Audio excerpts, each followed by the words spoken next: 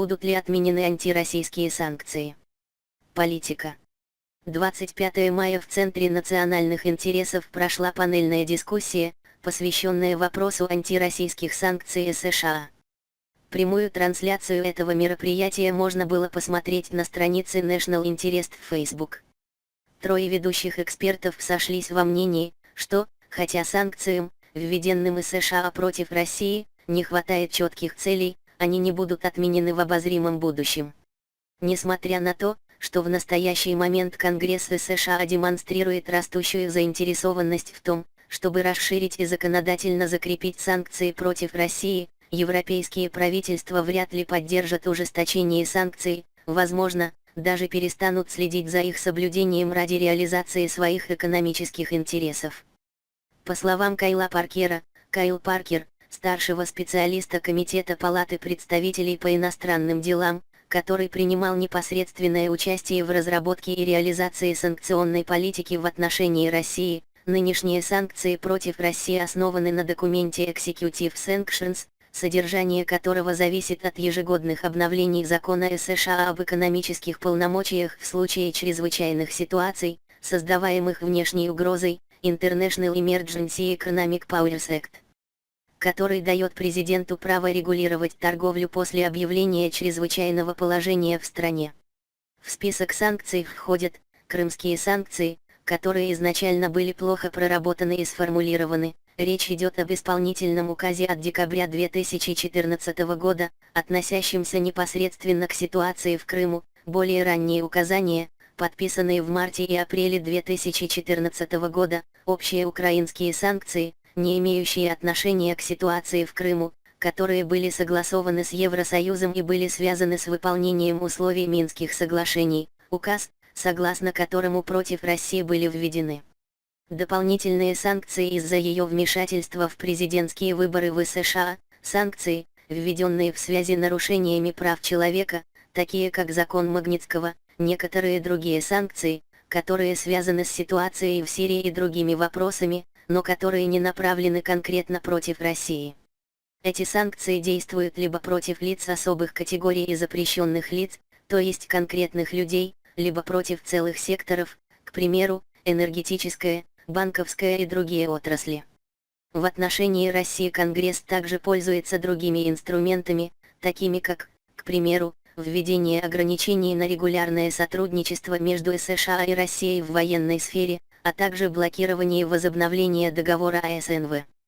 По словам Паркера, не считая нескольких конгрессменов, в Конгрессе сформировался двухпартийный консенсус в вопросе антироссийских санкций, и, в целом Конгрессу они нравятся.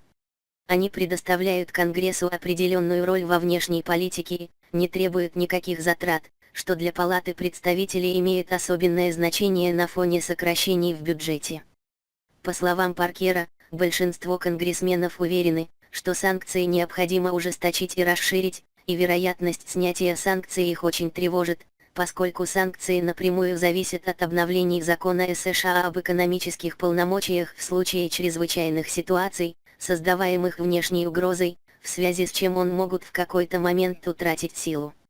Однако, по словам Паркера, уходящая в отставку администрация Обамы продлила санкции еще на год, чтобы у новой администрации не было возможности развернуться.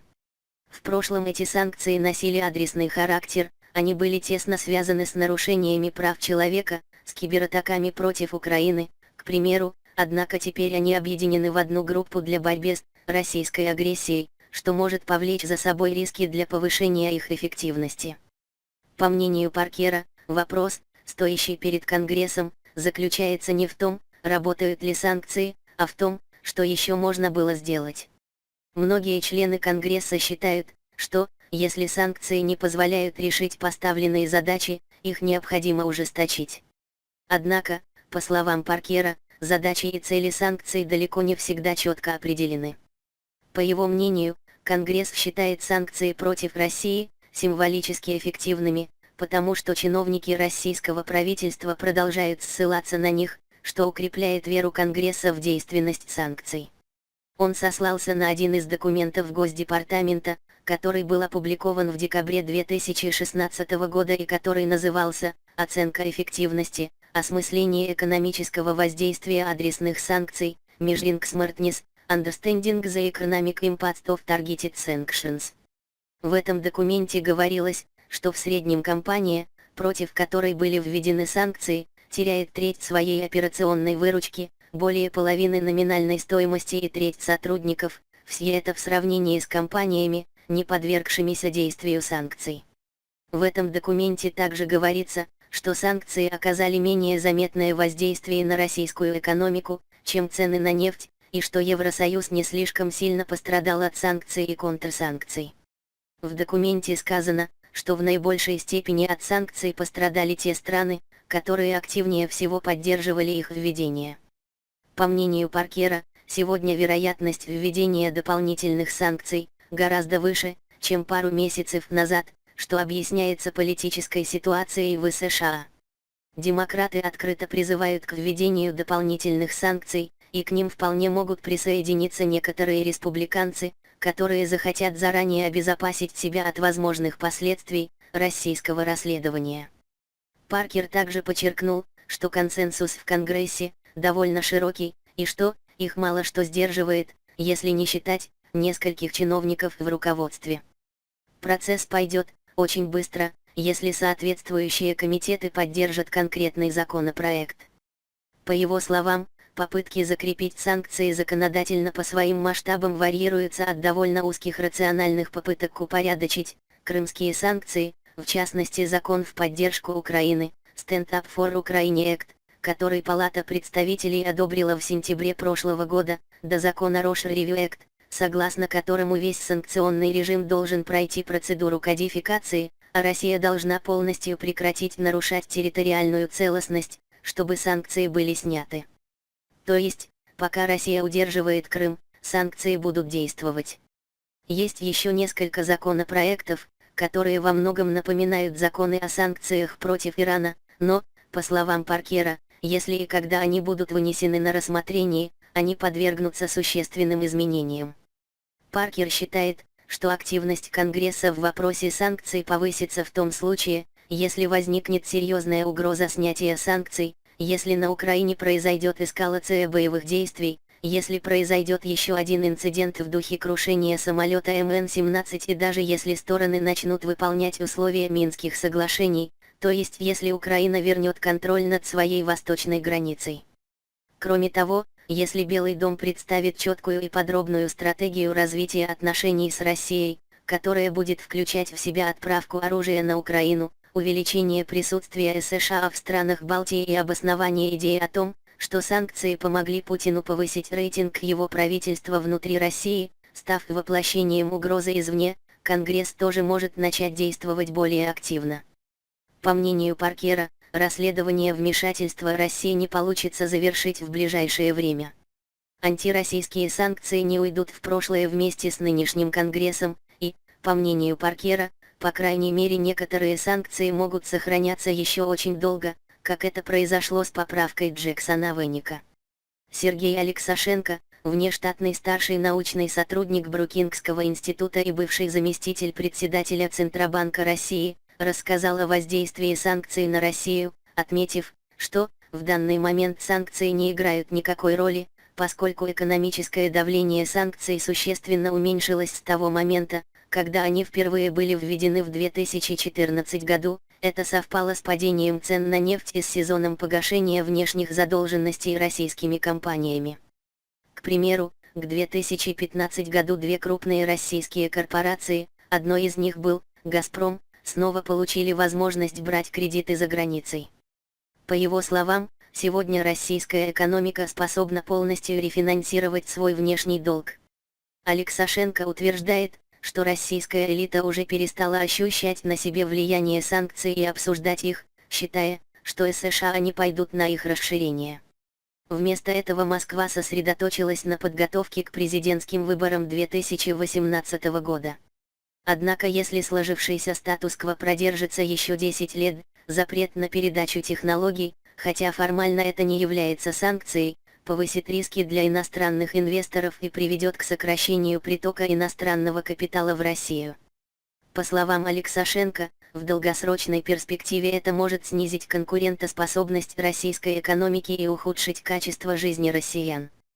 По мнению Алексашенко, санкции не смогли достичь поставленных целей и не смогли подорвать позиции правительства Путина.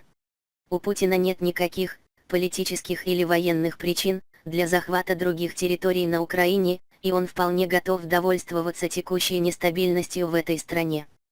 По его словам, российское правительство воспользовалось своим влиянием на СМИ, чтобы внушить россиянам, что санкции – это та цена, которую им приходится платить за свою независимость. Алексашенко добавил, что Конгрессу не нужно вносить поправки в санкции, потому что кодификация и упорядочение не изменят ситуацию для России, сейчас это внутренняя проблема США. По его словам, если кодификация в СИЖ произойдет, Кремль сочтет нынешнюю администрацию такой же слабой, как и предыдущая администрация, и будет относиться к ней соответственно. Николас Гвоздев, профессор военно-морского колледжа США, выдвинул несколько идей, касающихся дальнейшего развития событий, с европейской точки зрения. Во-первых, в ближайшем будущем Евросоюз вряд ли отменит свои санкции. Германия продолжит поддерживать санкции до тех пор, пока не будут выполнены условия Минского соглашения и Украина не вернет себе контроль над своей восточной границей. Однако, по его словам, Европа не хочет вводить дополнительные санкции. Во-вторых, европейцы не считают крах российской экономики целью своих санкций, потому что Москва остается важным поставщиком энергоресурсов и рынком для европейских товаров. Ужесточение санкций, которое может привести к дестабилизации российской экономики, не найдет поддержки среди европейцев и может стать камнем преткновения в трансатлантических отношениях. В-третьих, по словам Гвоздева, Европу постепенно охватывает усталость от Украины, и, хотя европейские правительства считают, что Западу нельзя терять Украину, они также убеждены в том, что Киев может и должен прикладывать больше усилий. По мнению Гвоздева, многие европейские правительства хотели бы, чтобы все наконец забыли про Украину. В-четвертых, европейцы хотят добиться исключения из определенных санкций, чтобы беспрепятственно реализовывать свои национальные интересы. В-пятых, хотя требования санкций будут формально соблюдаться, европейские правительства будут все чаще закрывать глаза на попытки компаний обойти санкции и вести дела через посредников, таких как Белоруссия и Сербия.